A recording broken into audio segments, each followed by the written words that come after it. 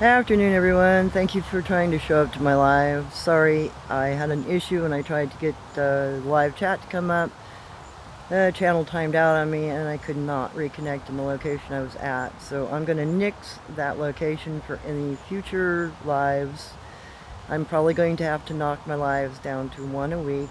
I'll probably do them on Fridays, 5 to 7. And they will be from my home, so I know I have a good connection with no interference. Additionally, I'm going to be posting probably a few less shorts and videos over the winter. And the reason is I've got a lot of time constraints concerning my daily life. I work full-time. I do this sort of thing on the side. And unfortunately, life is kind of, getting in the way of doing what I like. So bear with me. I will try to add more informational videos. I will start adding more stories about the Cheeky Dogman and my encounter with him, Jenjin and growing up around her, and Uncle Ong and the things that he used to speak of, and some of my natives, my grandmother's stories. I'll be filling in on those sorts of things. Hopefully that will help people get a better understanding of cryptid societies and cultures and how they function internally. So you can get a little better understanding of what you're potentially trying to track, because you're not tracking a regular animal.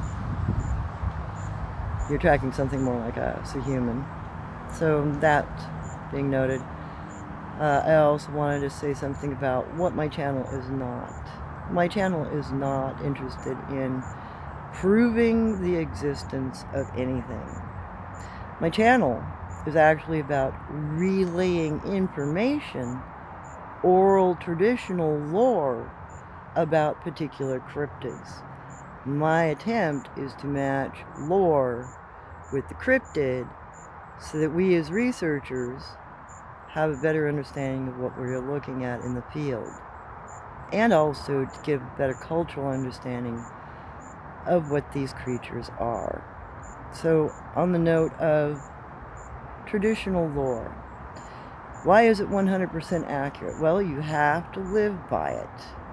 The things that are said in traditional lore are things that preserve your family genetic line's history and the things that you've come in contact with as a tribe, as a band, as a clan, or a family member of a native individual. Any kind of unusual cryptid that you come across, any kind of unusual historic event that has occurred, is noted in your oral lore. And if there's any kind of linear thing that is collected during an ancient time, that object will be handed down with the lore, like the Lovelock's cave skull that had been in that man's family for several generations, and the lore had been handed down as to where it was found, who had it, who captured the skull, and where it was taken, why it was taken, how long it had been where, etc. ad nauseum. So each generation they're gifted the item. The information about the item is explained. Who owned it, what transpired. That's why it's always truthful, because it's a direct line of information. No breaks, no writing on paper and letting it get burnt. It's all memory. And it's all based on what you have physically in your hand. So there isn't a native, for instance, on any tribal land that doesn't know what a sabe is, or a thunderbird, or any other thing that was in our lore.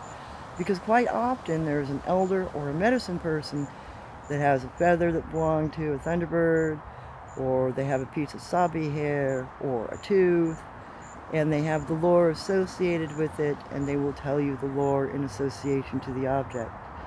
Otherwise, we refer to our long counts, the cords tied with lineal history.